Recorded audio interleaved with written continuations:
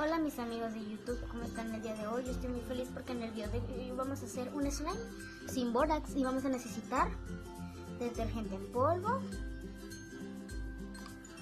un vaso o dos vasos, uno para el agua con el detergente y uno para el slime, un vaso con agua y resistol. Comenzaremos colocando en nuestro recipiente el resistol. Ya que se lo colocamos, lo hacemos a un lado. En otro recipiente vamos a colocar agua, así un poco, con 3 cucharaditas de detergente en polvo y lo revolvemos muy bien con una cuchara.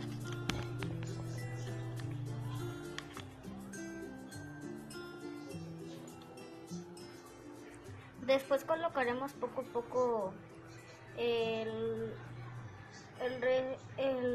detergente a nuestro resistor y lo vamos revolviendo.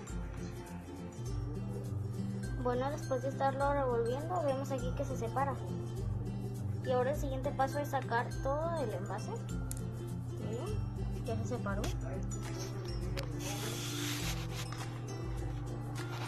Sacaremos toda la masita y la ponemos en una superficie y vamos a amasarla. Bueno, ya vamos a comenzar a amasar.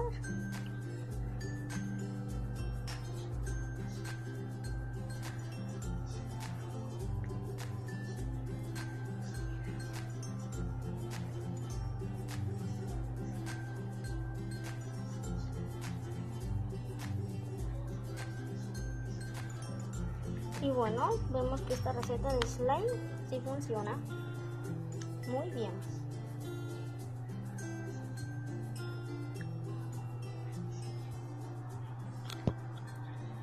Bueno chicos, espero que les haya encantado esta receta de slime. Sí sirvió. Esta yo la encontré en internet. Y miren, esto lo tenemos que ir amasando y exprimiendo. Le podemos agregar colorante al resistor para que ya que le pongamos el detergente, nuestro slime tenga color. Y bueno, y si su slime después se hace súper fácil, le tienen que poner un poco de agua. Sin el detergente, pura agua. Espero que les haya encantado esta receta. No olviden darle muchos likes, así muchos. Suscribirse a mi canal y clicarle en la campanita que está cuando se suscriben.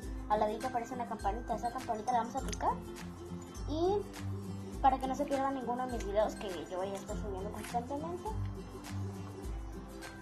Y bueno, eso es todo chicos, espero que les haya encantado este video.